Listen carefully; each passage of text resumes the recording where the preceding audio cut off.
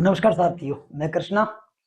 विद्यार्थी, आज हम एक नए विषय पर बात करेंगे। ऐसा विषय जो हाल की परिस्थितियों के हिसाब से आपके लिए बहुत बहुत जरूरी है। प्यारे बच्चों, आपको तो पता ही है, एसएससी में जीडी डिपार्टमेंट। एसएससी जीडी क्या है? बेसिकली मैं बताऊं, एसएससी तो आयोग है जो एग्जाम कराता है, और इसमें जो जीडी है बच्चों, जनरल ड्यूटी, इस एग्जाम के थ्रू एसएससी हमें कांस्टेबल बनाता है। 7 अलग अलग प्रकार की पुलिस में ज्वाइनिंग के लिए इन्होंने ये एग्जाम रखा, एसएससी जीडी के नाम से। विद्यार्थी, इसमें 7 अलग अलग तरह की पुलिस आती है। देखो, एक पुलिस तो ये होती है जो राज्य लेवल पर होती है, जैसे कि राजस्थान पुलिस हुई, मध्य प्रदेश पुलिस हुई, महाराष्ट्र पुलिस हुई, दिल्ली पुलिस हुई। बट इनसे भी उठकर, इनसे भी ऊपर लेवल पे जैसे रिजर्व पुलिस है, इंडिया तिब्बत जो पुलिस है, और आपके ये सीआईएसएफ है, आरपीएफ है। इस तरह की जो पुलिस है, जो 7 कैटेगरी है, एसएसएफ जैसी जो पुलिस, वो इसी के अंडर आती है बच्चे। इसी सशस्त्र बल है, वो इसी के अंडर आता है। 7 तरह की पुलिस। विद्यार्थी, ये पुलिस मैं ये नहीं कहता कि इन पुलिसों से ज्यादा लेवल की बात है, लेकिन हाँ, जीडी के थ्रू जो कांस्टेबल बनते हैं, उनका ओहरा, उनकी सैलरी, उनकी रेपो थोड़ी सी ऊपर होती है बेशक। तुम्हें पता है, कई डिपार्टमेंट तो इसके ऐसे हैं जो आपको मुख्यमंत्री के नजदीक मिलेंगे, गृह मंत्री के नजदीक मिलेंगे, पार्लियामेंट के नजदीक मिलेंगे। तो ये एक शानदार नौकरियों में से एक है। और इसकी सैलरी की बात करें बेटा, तो इसकी सैलरी इनिशियली 30,000 से स्टार्टिंग होती है, और प्रमोशन के हिसाब से 60, 65, 70, 80 तक पहुंचती है। और जैसे आप किसी ऐसे एरिया में जो थोड़ा सा कॉम्प्लिकेशन है उस एरिया में रहने में, वहां तो सैलरी उस आधार पर भी बढ़ती है कि आपके लिए कठिनाई अधिक है। बात समझ आ रही है? बट इसके लिए कुछ बातें जो हमें सीख लेनी चाहिए। सरकार ने इस बार काफी जगह निकाली हैं। 26,000 से भी 100-150 जगह ज्यादा है। 26,100 कुछ जगह है। आप 26,000 ही मान लें, या आप 26,000 से ज्यादा मान लें, वो जो 26,000 प्लस जगह सरकार ने निकाली है पुलिस की, 26,000 प्लस जगह। हाँ, कांस्टेबल की जगह है। ये जीडी के थ्रू एग्जाम होगा। एसएससी जीडी में 26,000 प्लस जगह है। इनके जो फॉर्म है वो भरना शुरू हो गए, और इनकी फॉर्मों की जो डेट है वो 31 दिसंबर है बच्चे। और आपको 31 दिसंबर का क्यों इंतजार करना, या फिर क्यों आपको 28 दिसंबर का इंतजार करना? मैं तो कहता हूं आप लास्ट 22 दिसंबर तक फॉर्म भर के फ्री हो।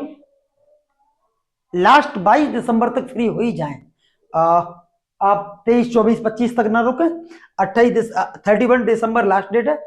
पेपर है बच्चों, ये थोड़ी सी गौर करने की बात है।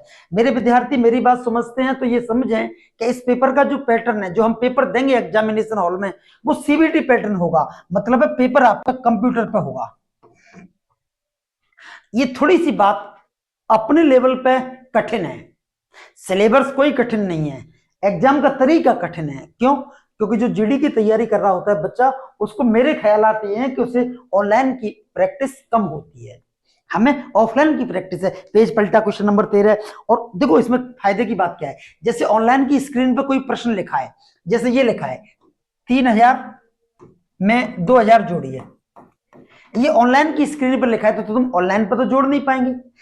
हम करते क्या है कि ऑनलाइन से ऑफलाइन पर उतारते हैं और फिर जोड़ते हैं। लेकिन अगर यही प्रश्न ऑफलाइन पर लिखा हुआ है तो हमें इसे लिखने की जरूरत ही नहीं है, डायरेक्ट हम उधर ही पेपर पे ही जोड़ लेते हैं। समझ आ रही है? तो ऑनलाइन का पेपर होगा, तो बच्चों से मेरा निवेदन है कि आप ऑनलाइन की प्रैक्टिस शुरू कर ही दें।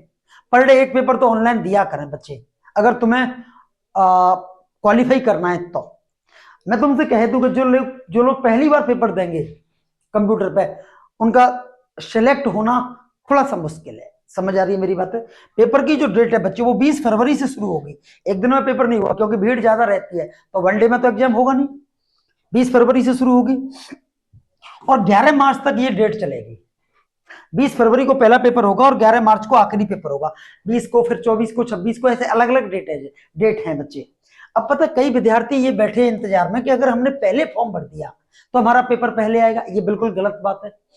हाईटेक सॉफ्टवेयर हैं, उनमें सारे फॉर्म आप कभी भी भरें, पहले भरें, लास्ट में भरें, उससे कोई फर्क नहीं पड़ता। जैसे वो सॉफ्टवेयर उन दोनों को मैशअप करेगा, उनको मर्ज करेगा, तो उसी हिसाब से पेपर की डेट आएगी। क्लियर है?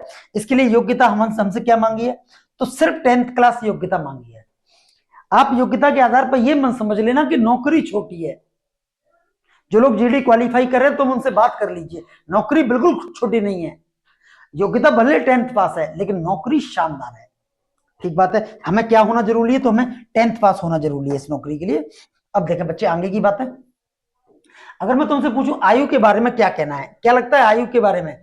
तो आयु इसके लिए अलग अलग क्राइटेरिया है। जैसे अगर आयु की बात करूं तो जनरल का जो विद्यार्थी है वो कम से कम 18 साल का हो, 18 साल का लड़का हो ही हो, और मैक्सिमम कितने साल का चलेगा? 23 साल का। कुल बात इतनी है कि एकदम फ्रेश लड़का चाहिए। अगर मैं चाहूं कि मैं जीडी का पेपर दे लूं तो मैं नहीं दे पाऊंगा। इसके लिए थोड़ी सी नौकरी शोहरत की है, इज्जत की है, तो इसके लिए सरकार की भी कुछ कंडीशन है। इसके लिए मैक्सिमम जो एज है बच्चे वो 23 साल है। 23 से एक साल भी ऊपर, एक दिन भी ऊपर, एक महीना भी ऊपर नहीं चलेगा। कौन सी कैटेगरी का बच्चा? जनरल कैटेगरी का। ओबीसी के लिए गवर्नमेंट ने 3 साल का कंसेशन दे दिया है। 3 साल का कंसेशन दिया है तो वो पिछली एज में दिया है, पहली एज में नहीं। अगर कोई ओबीसी का लड़का ये कहे कि मैं 15 साल का हो गया और मुझे पुलिस बनना है तो नहीं बन पाएगा। क्यों? हाँ 3 साल का कंसेशन है, नो डाउट, बट वो आखिरी की उम्र में 26 साल का लड़का बनने के लिए सक्षम है। अब बात करें एससी और एसटी की, तो सरकार ने 5 साल का कंसेशन दिया है। 28 साल का लड़का भी पुलिस बनेगा। कंडीशन ये है कि या तो वो एससी कैटेगरी से बिलोंग करे और या फिर वो एसटी से बिलोंग करे, बट न्यूनतम एज 18 तो होनी चाहिए। अरे भैया 18 से कम का लड़का पुलिस तो क्या वोट तो दे नहीं पाता, समझ रहे ना? तो 18 का तो हो, मैक्सिमम 28 भी चलेगा। हाँ एक्स सर्विसमैन के लिए सरकार ने अलग से फिर कंसेशन दिए। जो 23 थी वो 26 हो गई। जनरल का लड़का जो 23 पे लगता था वो 26 पे लगने लग रहा है। ओबीसी का लड़का जो 26 पे लगता था वो 29 पे भी लग जाएगा, और एससी और एसटी का जो 28 पे लगता था वो 31 पे लग जाएगा। फिर 3 साल का कंसेशन है, बट कंडीशन क्या है? वो एक्स सर्विसमैन होना ही चाहिए। एक्स सर्विसमैन तो आप समझते हैं, क्लियर है। अब देखें बच्चे अगली बात क्या है मेरे भाई? हाँ इस पेपर का पैटर्न कैसा रहेगा, कैसे पेपर आएंगे, कैसे प्रश्न इस पेपर में आएंगे बच्चे? देखें सब्जेक्ट इसमें 4 आ रही हैं। कौन कौन सी सब्जेक्ट है बेटा? मैथमेटिक्स आएगी, रीजनिंग आएगी, हिंदी इंग्लिश आएगी और जीके आएगी। 4 विषय आएंगे। अब इसमें होता क्या है बेटा कि मैं तुमसे पूछूं मैथमेटिक्स के कितने क्वेश्चन है?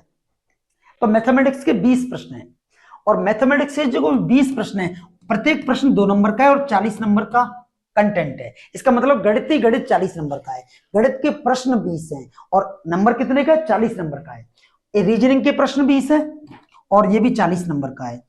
हिंदी और इंग्लिश ये बिल्कुल बेसिक हिंदी इंग्लिश है। प्रश्न कितने हैं बेटा? 20 हैं और नंबर कितने आ रहे हैं? तो 40 के आ रहे हैं। और जीके की जो बिल्कुल बेसिक जीके है। हाँ मैं तुमसे कहता हूं कि मैथमेटिक्स और रीजनिंग पे आप बेहतरीन से बेहतरीन पकड़ बनाइए, शानदार। ये जो 80 नंबर का कंटेंट है 70 प्लस छापने ही छापने हैं। अगर तुम्हें इस साल पुलिस बनना है तो पेपर में तुम्हें पता है बहुत टाइम नहीं है, 2.5-3 महीने का वक्त है। समझ आ रही मेरी बात? तो इन दोनों विषयों पर ठीक पकड़ बनाए, क्योंकि ये सेंट्रल लेवल पे पेपर होगा तो इन पे मेरे ख्यालात ये ही है कि फोकस करेगा। और एसएससी ले रहा है तो एसएससी के बारे में तो तुम समझते ही हैं, इन पर पक्का ही फोकस करेगा।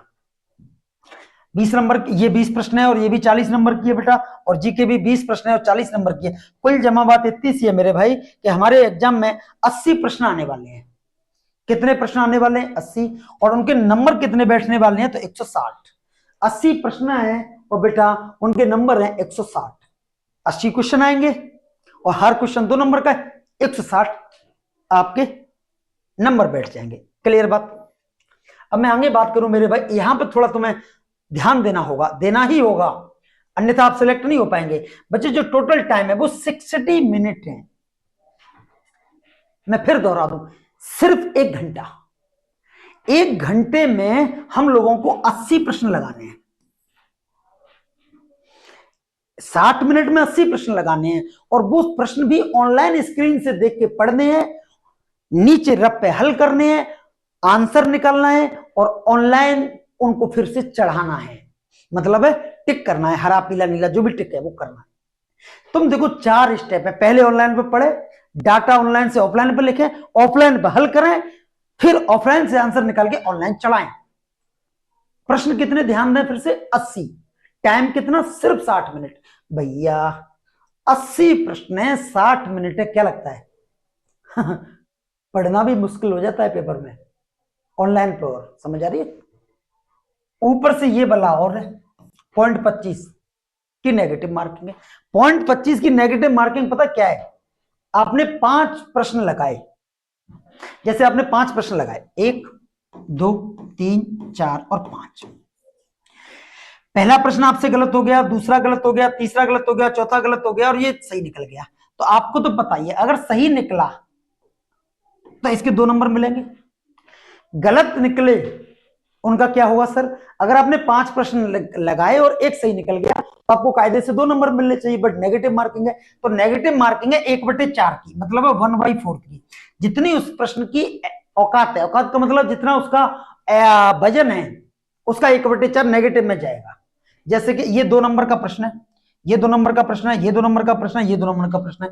अगर ये ठीक जाते तो ये 8 नंबर के बैठते, बैठते नहीं बैठते, लेकिन इनमें से कुल वजन इनका 8 है और अगर 8 का 1/4 निकालेंगे बेटा तो आप मुझे बताइए कितने नंबर काट लिए जाएंगे? -2 नंबर काट लिए जाएंगे।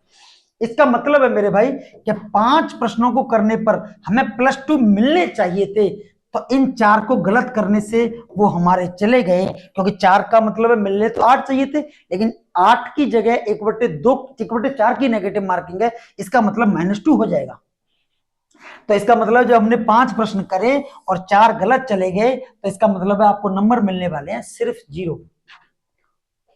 तो ध्यान देने की बात यही है बेटा कि पहली बात तो नेगेटिव नहीं लगानी, दूसरी बात ऑनलाइन पे आपको लंबी प्रैक्टिस करनी है, पर डे 1-2 पेपर निकालने, जिससे हमारी ऑनलाइन यूज टू में आए, हैबिचुअल हो हम इसके लिए। और मेरी सारे विद्यार्थियों को शुभाशीष है। रही बात आगे की स्टेप की, फिजिकल कैसा होगा, सीना कितना चाहिए, लेंथ कितनी चाहिए, हाइट कितनी चाहिए, रेस कितनी चाहिए, फेंक कितनी चाहिए, इन सारी बातों पे मैं अलग से वीडियो बनाऊंगा। पहले हमें ये पेपर क्वालिफाई करना है। फिर दोहरा दूं, मिनट सिर्फ 60 है जिंदगी बनाने के लिए, और मैं तुम्हें फिर दोहरा दूं, शानदार नौकरियों में से एक है, एकदम मस्त नौकरी, शोहरत, सम्मान, शानदार नौकरी। क्लियर है मेरे भाई? सैलरी में तुम्हें बता चुका हूं, शानदार सैलरी है, मंत्रियों के पास रहते हैं, पार्लियामेंट के पास रहते हैं। तो मैं कहता हूं कि ज्यादा वक्त नहीं, आप 50-100 दिन इसके लिए दे दीजिए, 70-80 दिन दे दीजिए, क्या पता ईश्वर सुनी ले। क्लियर है? विद्यार्थियों को मेरा शुभाशीष। सिलेबस में बता चुका हूं, 80 प्रश्न है और 160 नंबर का है। आप तैयारी आज से ही शुरू करें। बहुत धन्यवाद आपके उज्जवल भविष्य के लिए।